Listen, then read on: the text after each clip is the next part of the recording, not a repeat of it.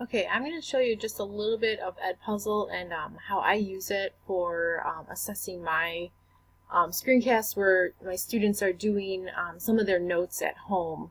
And then we use some of the questions that they went through on the EdPuzzle as a review for the material that they went through the night before. When you log in, so you'll say I'm a teacher. If you don't have an account yet, you would just sign in with your Google sign-in, which would be your lphs.org.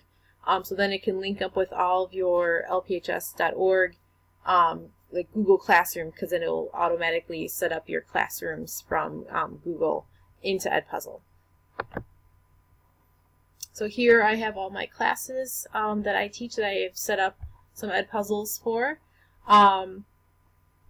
So when you have made a screencast, what you can do to get it into your content, so I'll show you that, but here's my content of all the videos that I've uploaded, either between things that I have recorded, so some screencasts of my own, or things that I've found already of EdPuzzles that have already been made that you can just reuse somebody else's. But let's say you want to put in one of your screencasts that you made of your individual notes. So if you go to search and go to YouTube, once before this step, you have uploaded your screencast to your YouTube channel, you can just copy and paste the link to your YouTube clip from your YouTube channel and paste it here and search for it, and it will pop up. So at that point, you can add it to your content. So it will automatically be put into this area here where it saves all the things that you have just added that you've searched for and saved into my content. So you can retrieve for later use. Just to show you what it looks like, I'll show just the beginning of one that, you know, a typical screencast type of notes that my students will do. So they'll get it, you know, they can look for it on, I'll have it linked up on EdPuzzle, but I also post it on Classroom, the link for their EdPuzzle video. So here, for example, I could assign this. So I can pick any class here. And then it'll be, and I can put a due date and a particular time. Default, it'll prevent skipping, so a student can't skip through your notes and just go to the questions. So that I always keep as prevent skipping because I want them to listen to my wonderful notes. Once you've assigned it, you will see it. For example, if you go to My Classes, you will see it posted on their page. So from here, once you assign it, there will be a button, which I don't have a new assignment right now. There will be a button that says Post to Classroom. So you can use that to make the EdPuzzle link show up on your Google Classroom so your kids can more easily find it. But they could also just log on to EdPuzzle themselves and find this page as well. Okay. Just to show you what a video would look like, just to kind of see from the student perspective, I'll just pull up this one here. I'm going to just, we'll just take a moment here to kind of see what it's like to watch it and then to see a question pop up. Okay, we're going to cover chapter 14.1, which is human chromosomes. So we do something called a karyotype. To make what makes us uniquely human, we have this human genome.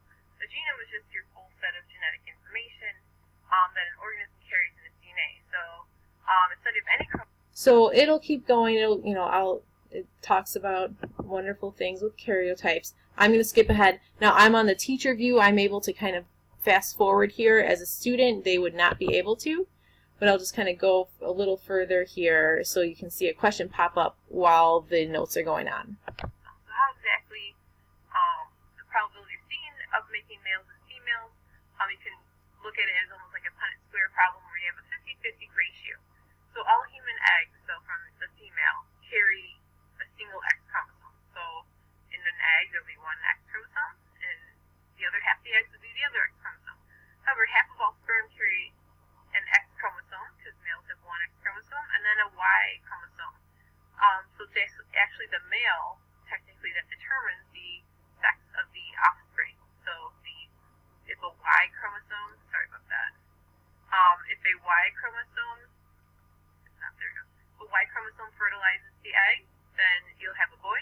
If an X chromosome in the sperm fertilizes the egg, you'll have a girl. So this ensures that about half the zygotes will be males and half will be females.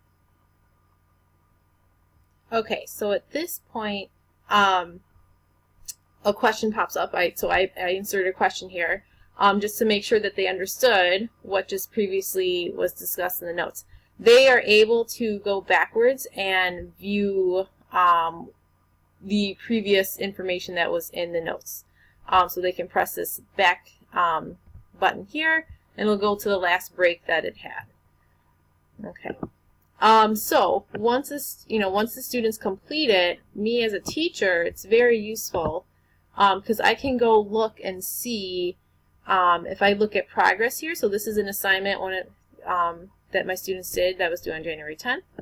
So once they do it, I can see grade-wise, easy to put in the grades. I can press student name and it goes in alphabetical order, so I can enter grades nice and easy.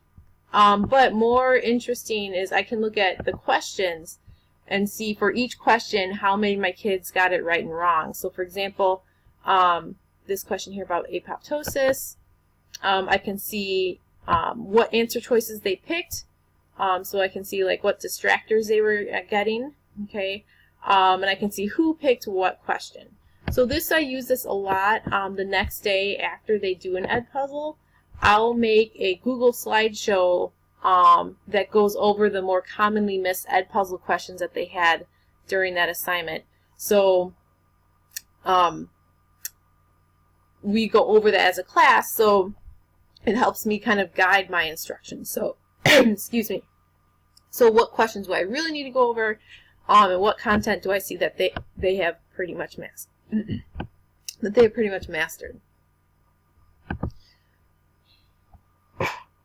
So this has been a really useful tool that I have used in class. All right, thank you.